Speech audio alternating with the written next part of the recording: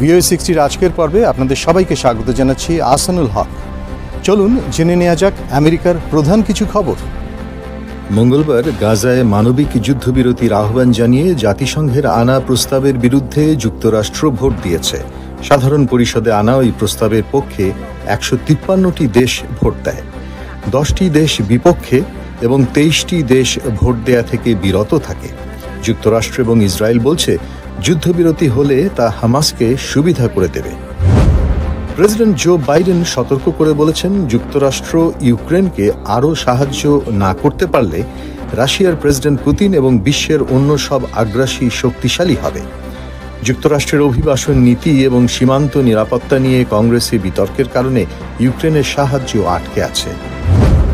Tesla তাদের গাড়ির auto pilot system সংক্রান্ত সমস্যা ঠিক করতে 20 লক্ষের বেশি গাড়িকে রিকল করেছে।